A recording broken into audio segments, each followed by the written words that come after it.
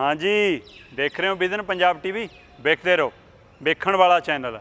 तो मैं दीपक शर्मा चनार्थल एक बार फिर लैके हाजिर हाँ खबरों की खबर। खबरों के दरम्यान इन्हां खबरों की नज़रसानी करदे, इन्हां खबरों की फरोला फराली करदे अक्सर सोशल मीडिया राही कुछ सुनेहे, कुछ दर्द, कुछ सुझाव, कुछ संकेत, कुछ तंज तुहाडे साडे सारिਆਂ तक अपड़ते हैं। तो उन्होंने चो कुछ मैं सहेज लेना, कुछ मैं संभाल लेना, कुछ नूं मैं पढ़ के किते नोट भी कर लेना। तो उन्होंने चो कुछ स्नेह मेरा गल मन करता हुंदा कि तुहाडे तक भी जाण। सो कई बार किसी खबर के हवाले नाल अपने साझे भी हो जाते हैं। पर पिछले कई दिनों तो ਵੱਖੋ-ਵੱਖ विधा के ਵੱਖੋ-ਵੱਖ मसलियां नाल संबंधित, चाहे वह करोना नाल संबंधित ने, चाहे वह किसानी नाल संबंधित ने, चाहे साडे वड्डे उद्योगिक घराने जां अमीर रहीसजादे जिहड़े सियासतदान ने उन्हां नाल संबंधित ने। सो ਵੱਖੋ-ਵੱਖ तरह के कई उस तरह के सोशल मीडिया के उत्ते लिखतां मेरे तक अपणियां। कोई बाया राणा रणबीर होके आई, कोई साडे बाया जोगा सिंह जी राही होके आई, डॉक्टर जोगा सिंह होरी भाषा विग्यानी ने, भाषा माहर ने। सो इस तरह जिहड़े कलाकारी के खेत्र दे विच समाज नूं चेतना जगाउण दे विच राणा रणबीर होरी लगे हुए ने, कलाकारी दे नाल नाल समाजिक चेतना लई उन्हां दे राही किसी की लिखत एक चंगा सुनेहा मेरे तक कपड़िया। इस तरह कलसी साहब ने, मनमोहन सिंह कलसी होरी, वो कुछ ना कुछ चंगा घल्लदे रहिंदे ने, उन्हां दा एक सुनेहा मेरे तक पहुँचिया। सो इस तरह के ਵੱਖੋ-ਵੱਖ सुनेहे ने जिहड़े मैं वो तुहाडे तक रखण की कोशिश कर रहा, जिन्हां चों एक सुनेहा नवां जमाना के हवाले नाल मनमोहन सिंह कलसी होरां ने मेरे तक भेजा। कहंदे जी दुनिया दे विच 80 अरबपति सामने आए ने कि सातों जिन्ना टैक्स वसूल हुंदा वसूलो, असीं बहुत कमाया ते तां कि लोकां नूं करोना तो बचाया जा सके। कि की भारत दे सियासतदान, भारत दे वड्डे अमीरजादे, भारत दे अरबां खरबां प्रति जिहड़े तुहाडे साडे सिरां तो ही कमाउंदे ने, कि वो अजिही पहल कर सकदे ने कि सरकार लोकां ते चीज़ां दा बोझ पाउण दी बजाए उन्हां तो वसूल लवे ते लोकां नूं राहत देवे। चलो पहलां आपां उस लिखत के हवाले नाल गल करदे हां। नवां जमाने की लिखत सी ते मैनूं मनमोहन कलसी होरां ने भेजी ते मेरा दिल कीता कि तुहाडे नाल साझी करां। 80 अरबपतियां दा खुला सद्दा, करोना खिलाफ लड़ना है तो साडे उत्ते तकड़े टैक्स ठोको। लंदन मनुखता नूं धन नालों वधेरे अहम करार दिंदिआं दुनिया के 80 अरबपतियां ने सरकारां नूं सद्दा दिता है कि वो करोना महामारी नाल नजिठण लई पैसे जुटाउण वास्ते उन्हां ते टैक्स लाउण। इन्हां अरबपतियां जिन्हां विचों बहुते अमरीका ते बरतानिया च रहिंदे हन ने एक खुले पत्तर विच आख्या कि उन्हां वर्गे अमीरां उत्ते पक्के तौर ते टैक्स वधाउण नाल इकट्ठे होण वाले पैसे सेहत सिस्टम, स्कूलां ते सुरੱਖਿਆ उत्ते खर्चे जा सकण। उन्हां आख्या कि असी एंटीसिप केयर यूनिटां विच बीमारां दी देखभाल नहीं कर रहे, असी बीमारां नूं हस्पताल लिआउण लई एंबूलेंसां नहीं चला रहे, ना ही घर घर राशन पहुँचा रहे हैं, पर साडे कोल काफ़ी धन है। सो उन्हां अरबपतियां ने कहा कि असी फ्रंट ते आके तो कोई काम नहीं कर रहे, ना ही असी जेरे इलाज करोना पीड़ित लोगों के कोई सेहत जाब लई काम कर रहे हैं, ना असी एंबूलेंसां 'च उन्हां नूं ढो रहे हैं, ना असी राशन वंड रहे हैं। सो असी तो अपने घरां 'च बैठे हैं, पर साडे कोल पैसा बहुत है, पर साडे कोल धन काफ़ी है। करोना नाल लड़न लई इस वेले धन की लोड़ है, अगांह भी रहनी है। पत्तर विच कहा गया कि संकट का आसार दहाकियां तक रहना है। सो दुनिया के 80 अरबपति नूं ये गल महसूस हुई कि इस करोना की मार तो करोना खत्म होने तो बाद भी लंबा समय तक चलनी है। सो उन्होंने पत्तर च लिखिया, अपने खत च लिखिया, सरकार नूं जिहड़ा खत लिखिया उन्होंने कि साडे ते टैक्स लाओ, उस उन्होंने लिखिया कि संकट का असर दहाकियां तक रहना है। ये 50 करोड़ तो वध लोकां नूं गरीबी वल धक्केगा। ਲੱਖਾਂ लोग नौकरियां गवाउणगे क्योंकि काम धंधे बंद हो जाणगे, कुछ तो पक्के तौर पर बंद हो जाणगे। पत्तर विच अगे कहा गया करोड़ां लोकां वांग सानू काम जां घर गवाउण जां अपने परिवार नूं पालण दी चिंता नहीं। हुण ये अरबपति कहंदे असीं तां पहिलां ही इंनियां पीढ़ियां तक दा जोड़ी बैठे हैं कि सानू ना काम धंधे दे गवाउण दा फिक्र है, ना नौकरी जाण दा फिक्र है, ना परिवार दे खर्चे लई कोई फिक्र है। वो कहंदे कि करोड़ां लोकां वांग सानू काम जां घर गवाउण जां अपने परिवार नूं पालण दी चिंता नहीं। असी इस एमरजेंसी विच मोर्चे उत्ते नहीं लड़ रहे अते सानू वायरस चिंबड़न दा खतरा भी बहुत घट है। ਸਾਡੇ ਉੱਤੇ ਮੋਰਚੇ ਉੱਤੇ ਲੜਨ ਵਾਲੇ ਲੋਕਾਂ ਦਾ ਭਾਰੀ ਬੋਝ ਹੈ। ਇਸ ਕਰਕੇ ਕਿਰਪਾ ਕਰਕੇ ਸਾਡੇ ਉੱਤੇ ਟੈਕਸ ਲਾਓ, ਟੈਕਸ ਲਾਓ, ਟੈਕਸ ਲਾਓ। ਉਹਨਾਂ ਨੇ ਬਾਰ-ਬਾਰ ਲਿਖਿਆ ਕਿ ਜਿੰਨਾ ਟੈਕਸ ਸਰਕਾਰਾਂ ਵਸੂਲਣਾ ਚਾਹੁੰਦੀਆਂ ਸਾਤੋਂ ਵਸੂਲੋ। ਇਸ ਕਰਕੇ ਕਿਰਪਾ ਕਰਕੇ ਸਾਡੇ ਉੱਤੇ ਕਹਿੰਦੇ ਟੈਕਸ ਲਾਓ, ਟੈਕਸ ਲਾਓ, ਟੈਕਸ ਲਾਓ। ਇਹੀ ਸਹੀ ਰਾਹ ਹੈ, ਇਹੀ ਸਹੀ ਰਾਹ ਹੈ। ਮਨੁੱਖਤਾ ਸਾਡੇ ਧਨ ਨਾਲੋਂ ਕਿਤੇ ਅਹਿਮ ਹੈ। ਹੁਣ ਉਹਨਾਂ 80 ਅਰਬਪਤੀਆਂ ਨੂੰ ਚੱਲ ਇਹ ਗੱਲ ਤਾਂ ਸਮਝ ਆਈ ਅਤੇ ਉਹਨਾਂ ਨੇ ਵੱਡੀ ਦਰਿਆਦਿਲੀ ਦਿਖਾਈ ਕਿ ਆਪਣੀਆਂ ਸਰਕਾਰਾਂ ਨੂੰ ਲਿਖਿਆ ਕਿ ਮਨੁੱਖਤਾ ਸਾਡੇ ਧਨ ਨਾਲੋਂ ਕਿਤੇ ਅਹਿਮ ਹੈ। ਪੱਤਰ ਉੱਤੇ ਦਸਤਖਤ ਕਰਨ ਵਾਲਿਆਂ ਵਿੱਚ ਐਬੀਗੈਲ ਡਿਜਨੀ, ਟਿਮ ਡਿਜਨੀ ਅਤੇ ਮੈਰੀ ਫੋਰਡ ਸ਼ਾਮਲ ਹਨ। ਇਸੇ ਦੌਰਾਨ ਬਰਤਾਨੀਆ ਦੇ ਲੇਬਰ ਆਗੂ ਕੀਰ ਸਟਾਰਮੇਰ ਨੇ ਬੋਰਿਸ ਜੌਨਸਨ ਦੀ ਸਰਕਾਰ ਨੂੰ ਕਿਹਾ ਕਿ ਉਹ ਦੌਲਤ ਟੈਕਸ ਲਾਵੇ। ਉਹ ਇਸ ਸਿਧਾਂਤ ਦੇ ਹਮਾਇਤੀ ਹਨ ਕਿ ਜਿਨ੍ਹਾਂ ਦੇ ਮੋਢੇ ਤਕੜੇ ਹਨ ਉਹ ਜ਼ਿਆਦਾ ਵਜ਼ਨ ਸਹਿਣ ਕਰਨ। ਸੋ ਇਸ ਹਵਾਲੇ ਨਾਲ ਜਿਹੜਾ ਇਹ ਸੁਨੇਹਾ ਹੈ ਕਿ ਦੁਨੀਆ ਦੇ ਜੇ ਇਹ ਅਰਬਪਤੀ ਲਿਖ ਸਕਦੇ ਨੇ, ਜੇ ਇਹ 80 ਅਰਬਪਤੀ ਇਸ ਗੱਲ ਲਈ ਸਾਹਮਣੇ ਆ ਸਕਦੇ ਨੇ ਕਿ ਮਨੁੱਖਤਾ ਧਨ ਨਾਲੋਂ ਜ਼ਿਆਦਾ ਵੱਡੀ ਹੈ, ਮਨੁੱਖਤਾ ਨੂੰ ਪਹਿਲ ਦੇਣ ਦੀ ਲੋੜ ਹੈ, ਅਤੇ ਸਾਡੇ ਮੋਢੇ ਮਜ਼ਬੂਤ ਨੇ ਅਤੇ ਇੰਨੇ ਮਜ਼ਬੂਤ ਨੇ ਕਿ ਅਸੀਂ ਹੋਰ ਵਜ਼ਨ ਚੱਕ ਸਕਦੇ ਹਾਂ, ਅਤੇ ਜਿੰਨਾ ਹੋ ਸਕਦਾ ਸਾਡੇ 'ਤੇ ਟੈਕਸ ਲਾਓ। ਤਾਂ ਕਿ ਇਸ ਪਹਿਲ ਲਈ ਭਾਰਤ ਦੇ ਅਰਬਪਤੀ ਸਾਹਮਣੇ ਆਉਣਗੇ, ਭਾਰਤ ਦੇ ਧਨਾੜ ਉਦਯੋਗਪਤੀ ਸਾਹਮਣੇ ਆ ਸਕਦੇ ਨੇ, ਭਾਰਤ ਦੇ ਧਨਾੜ ਸਿਆਸਤਦਾਨ ਇਹ ਦਮ ਰੱਖਦੇ ਨੇ ਕਿ ਉਹ ਸਾਹਮਣੇ ਆਉਣ ਅਤੇ ਇਹ ਗੱਲ ਆਖਣ ਕਿ ਸਾਤੋਂ ਟੈਕਸ ਲਓ ਜਿੰਨਾ ਲੈ ਹੁੰਦਾ, ਪਰ ਲੋਕਾਂ 'ਤੇ ਬੋਝ ਨਾ ਪਾਓ। ਲੋਕਾਂ ਦੇ ਚੀਜ਼ਾਂ ਦੇ ਭਾਅ ਵੀ ਵਧਾਏ ਜਾ ਰਹੇ ਨੇ, ਲੋਕਾਂ ਤੋਂ ਟੈਕਸ ਵੀ ਵੱਧ ਵਸੂਲਿਆ ਜਾ ਰਿਹਾ, ਲੋਕਾਂ ਦੇ ਬੈਟ ਵੀ ਵਧਾਇਆ ਜਾ ਰਿਹਾ, ਲੋਕਾਂ ਦੇ ਉੱਤੇ ਕਿਤੇ ਨਾ ਕਿਤੇ ਤੇਲ ਪਾਣੀ ਦੇ ਖਰਚੇ ਵੀ ਵਧਾਏ ਜਾ ਰਹੇ ਨੇ, ਚੀਜ਼ਾਂ ਦੀਆਂ ਕੀਮਤਾਂ ਵੀ ਵੱਧ ਰਹੀਆਂ, ਜਿਨਸਾਂ ਦੇ ਭਾਅ ਨਹੀਂ ਸਹੀ ਮਿਲ ਰਹੇ, ਕਿਸਾਨ ਰੋਲਣ ਲਈ ਮਜਬੂਰ ਕਰ ਦਿੱਤਾ ਗਿਆ। ਸੋ ਇਸ ਲਈ ਲੋਕ ਪ੍ਰਾਈਵੇਟ ਖੇਤਰਾਂ 'ਚ ਨੌਕਰੀਆਂ ਜਾ ਰਹੀਆਂ ਨੇ ਅਤੇ ਰੁਜ਼ਗਾਰ ਧੰਦੇ ਖੁੱਸ ਰਹੇ ਨੇ, ਪੜ੍ਹਾਈ ਦਾ ਸਿਸਟਮ ਸਾਡਾ ਡਗਮਗਾ ਗਿਆ।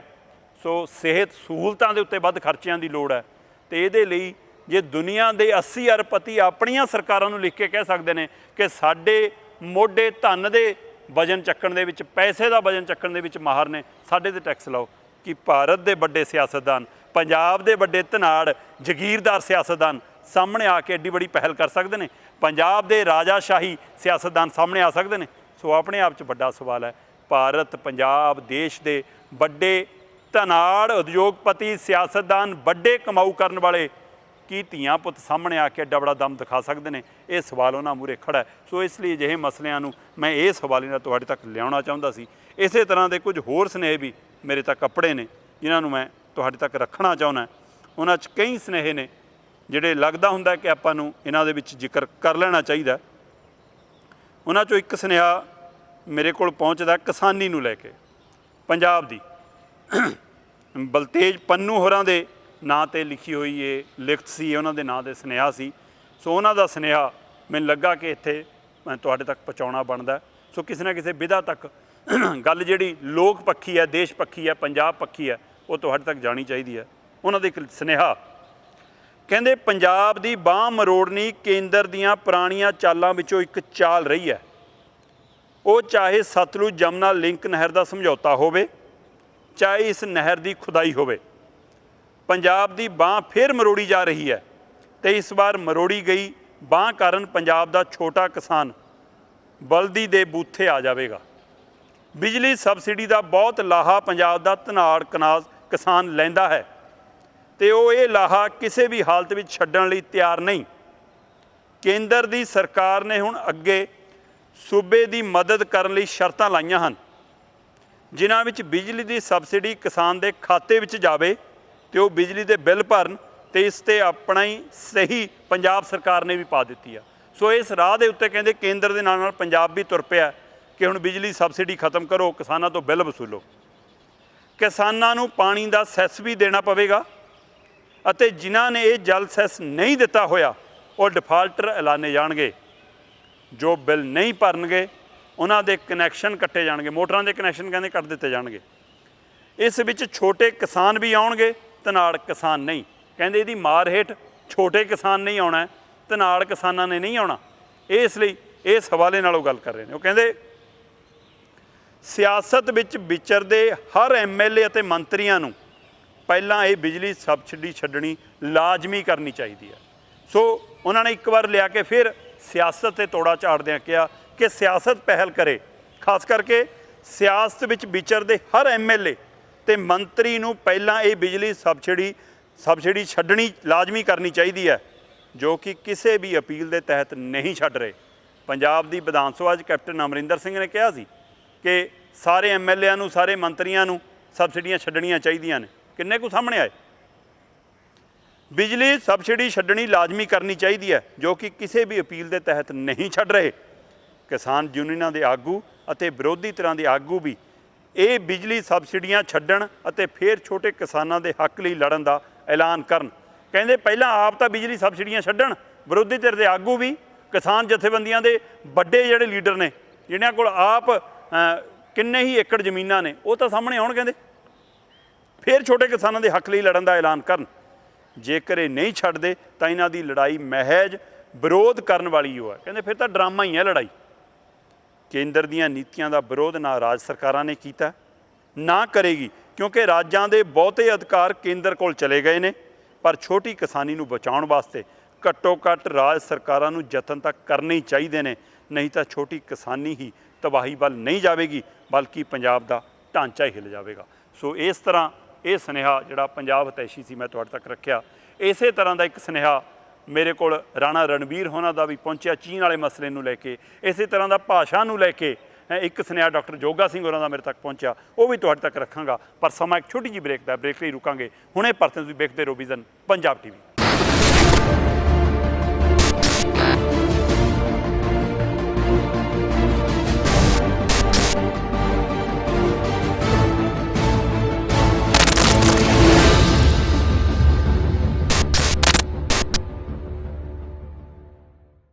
ਵਿਜ਼ਨ ਪੰਜਾਬ TV ਦੇਖ ਰਹੇ ਸਾਰੇ ਦਰਸ਼ਕਾਂ ਦਾ ਪ੍ਰੋਗਰਾਮ ਖਬਰਾਂ ਦੀ ਖਬਰ 'ਚ ਇੱਕ ਵਾਰ ਫਿਰ ਸਵਾਗਤ ਹੈ ਜੀ। ਬਲਵਿੰਦਰ ਪੰਜਾਬ ਯੂਨੀਵਰਸਿਟੀ, ਇਸ ਨਾਂ ਹੇਠ ਲਿਖਿਆ ਸੁਨੇਹਾ ਬਾਈ ਰਾਣਾ ਰਣਬੀਰ ਹੋਰਾਂ ਨੇ ਮੇਰੇ ਗਰੁੱਪ ਦੇ ਵਿੱਚ, ਮੇਰੇ ਨਿੱਜੀ ਅਕਾਊਂਟ ਦੇ ਵਿੱਚ WhatsApp ਰਾਹੀਂ ਭੇਜਿਆ, ਤੇ ਉਹ ਸੁਨੇਹਾ ਮੈਂ ਤੁਹਾਡੇ ਨਾਲ ਸਾਂਝਾ ਕਰਨਾ ਚਾਹੁੰਦਾ।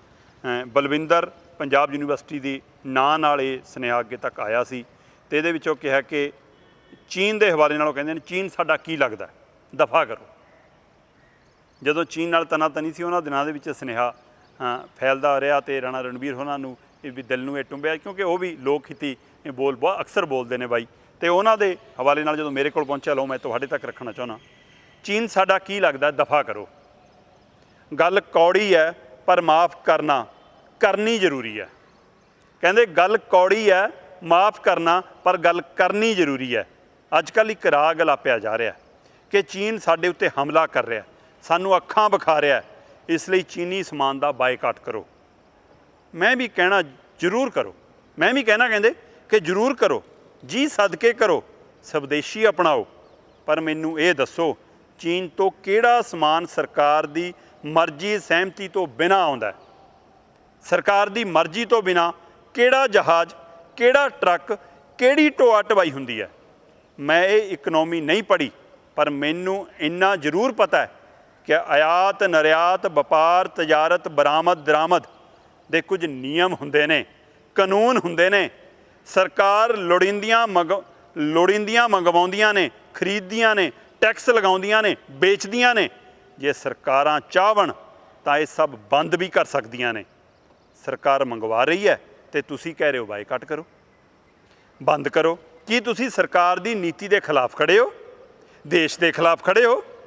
ਚੀਨ ਦਾ ਬਾਈਕਾਟ ਸਰਕਾਰ ਦਾ ਨਹੀਂ, ਸਰਕਾਰ ਨੂੰ ਚਲਾ ਰਹੀ ਕਿਸੇ ਪਾਰਟੀ ਦਾ ਏਜੰਡਾ ਹੈ। ਜੇ ਸਰਕਾਰ ਦਾ ਏਜੰਡਾ ਹੁੰਦਾ ਤਾਂ ਸਰਕਾਰ ਆਪਣੇ ਸਮਝੌਤੇ ਰੱਦ ਕਰਦੀ। ਸੋ ਇਸ ਲਈ ਉਹ ਲਿਖ ਰਹੇ ਨੇ, ਕਹਿੰਦੇ ਚੀਨ ਦਾ ਬਾਈਕਾਟ ਸਰਕਾਰ ਦਾ ਨਹੀਂ, ਸਰਕਾਰ ਨੂੰ ਚਲਾ ਰਹੀ ਕਿਸੇ ਪਾਰਟੀ ਦਾ ਏਜੰਡਾ ਹੈ, ਪ੍ਰਚਾਰ ਹੈ, ਪਾਲਿਸੀ ਹੋ ਸਕਦੀ ਹੈ। ਸਾਡਾ ਧਿਆਨ ਉਲਝਾਈ ਰੱਖਣ ਲਈ, ਸਮਝੋ, ਸਾਨੂੰ ਅਸਲੀ ਮੁੱਦਿਆਂ ਤੋਂ ਪਰਾਂ ਕਰਨ ਲਈ ਸੱਤਾ ਸਦਾ ਹੀ ਇੱਕ ਅਖੌਤੀ ਦੇਸ਼ ਭਗਤੀ ਸਿਰਜਦੀ ਹੈ, ਕੌਮ ਪ੍ਰਸਤੀ ਬਣਾਉਂਦੀ ਹੈ, ਧਾਰਮਿਕ ਸੰਪਰਦਾਇਕ ਡਿਬੇਟ ਕ੍ਰੀਏਟ ਕਰਦੀ ਹੈ। ਦੂਸਰੀ ਗੱਲ, ਕਰੋ ਚੀਨੀ ਚੀਜ਼ਾਂ ਦਾ ਬਾਈਕਾਟ। ਆਈਫੋਨ ਛੱਡੋ, ਡਿਲੀਟ ਕਰੋ ਕਿੰਨੇ ਸਾਰੇ ਐਪਸ। ਹਰ ਇੱਕ ਲੈਪਟਾਪ, ਸਮਾਰਟ TV, ਹੋਰ ਹੋਮ ਅਪਲਾਇੰਸ ਆਦਿ ਦੇ 70% ਪੁਰਜੇ ਚੀਨ ਬਣਾਉਂਦਾ। ਥੋੜ੍ਹਾ ਜਿਹਾ ਹੋਰ ਪਿਛਾਂ ਜਾਈਏ ਤਾਂ ਖੰਡ, ਚਾਹ ਪੱਤੀ, ਬਰੂਦ, ਸਿਆਹੀ, ਪੇਪਰ, ਦਾਲਚੀਨੀ, ਕੈਰੇਮਿਕ ਬਰਤਨ, ਕਪਾਸ, ਆਤਿਸ਼ਬਾਜ਼ੀ, ਤੋਪ, ਪ੍ਰਿੰਟ ਕਰਨ ਦਾ ਮੈਥਡ, ਪੱਕੀਆਂ ਇੱਟਾਂ ਬਣਾਉਣ ਦੀ ਵਿਧੀ ਤੇ ਹੋਰ ਹਜ਼ਾਰਾਂ ਚੀਜ਼ਾਂ ਜਿਸ ਦੀ ਅਸੀਂ ਰੋਜ਼ਾਨਾ ਵਰਤੋਂ ਕਰਦੇ ਹਾਂ, ਚੀਨ ਦੀ ਦੇਣ ਨੇ। ਨਾ ਯਕੀਨ ਆਵੇ ਤਾਂ ਗੂਗਲ ਕਰ ਲੈਣਾ। ਕਹਿੰਦੇ ਸਭ ਛੱਡੋ ਜੋ ਛੱਡ ਸਕਦੇ ਹੋ, ਘਰ ਦੀ ਹਰੇਕ ਚੀਜ਼ ਦੀ ਫਰੋਲਾ ਫਰਾਲੀ ਕਰੋ।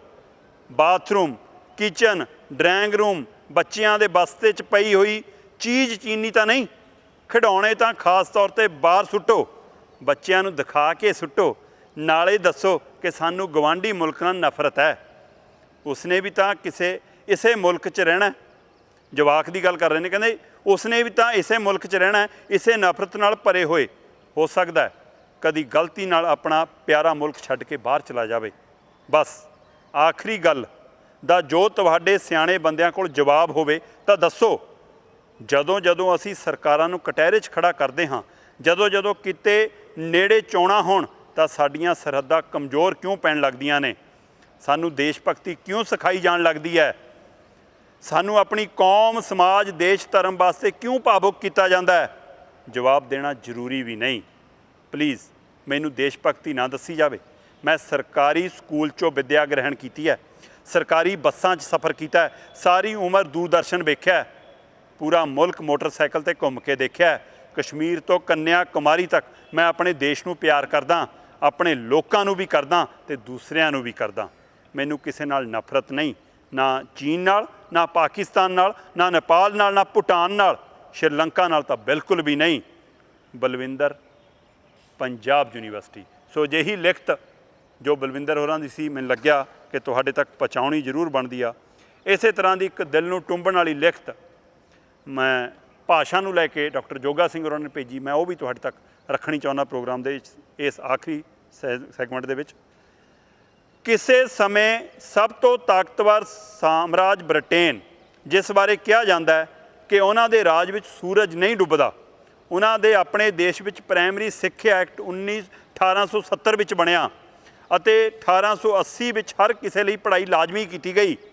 ਅੱਜ ਦੇ ਸਮੇਂ 'ਚ ਸਭ ਤੋਂ ਤਾਕਤਵਰ ਦੇਸ਼ United States of America the state ਮੈਸਾਚੁਸੇਟਸ ਸਭ ਤੋਂ ਪਹਿਲਾਂ 1852 'ਚ ਸਿੱਖਿਆ ਲਾਜ਼ਮੀ ਕੀਤੀ ਗਈ।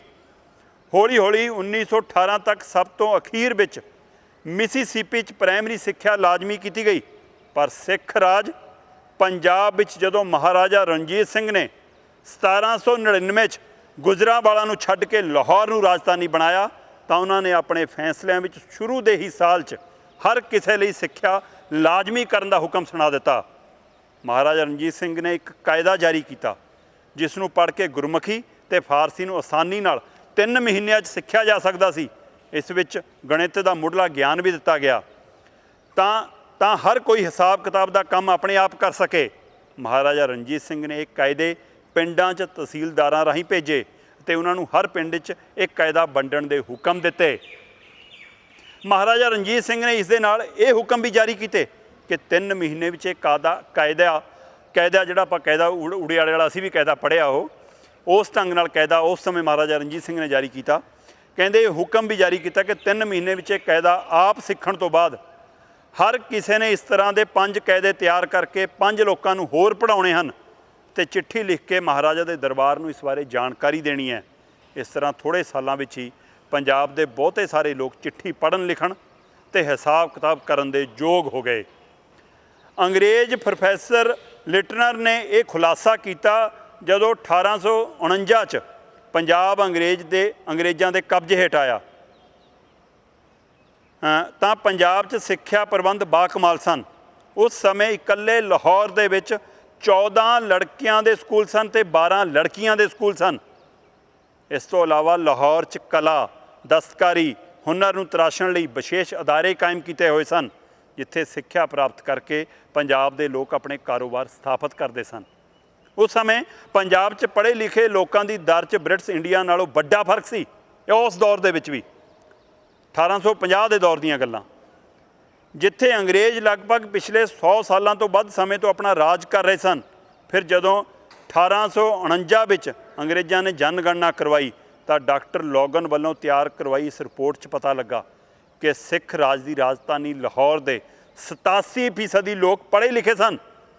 ਕੁੱਲ ਪੰਜਾਬ ਦੇ 78% ਲੋਕ ਪੜ੍ਹੇ ਲਿਖੇ ਸਨ, ਜਿਨ੍ਹਾਂ ਵਿੱਚ ਔਰਤਾਂ ਦੀ ਪ੍ਰਤੀਸ਼ਤ ਮਰਦਾਂ ਨਾਲੋਂ ਵਧੇਰੇ ਸੀ। ਇਸ ਤਰ੍ਹਾਂ ਸਿੱਖ ਰਾਜ ਪੰਜਾਬ ਆਪਣੇ ਆਪ ਨੂੰ ਗਿਆਨਵਾਨ ਤੇ ਰੋਸ਼ਨ ਖਿਆਲ ਅਖਵਾਉਣ ਵਾਲੇ ਯੂਰਪ ਤੋਂ ਕਾਫੀ ਅੱਗੇ ਸੀ। ਸੋ ਮਹਾਰਾਜਾ ਰਣਜੀਤ ਸਿੰਘ ਦੇ ਰਾਜ ਦੇ ਵਿੱਚ ਸਿੱਖਿਆ ਦੇ ਵਿੱਚ ਪੰਜਾਬ ਕਿਤੇ ਮੋਹਰੀ ਸੀ।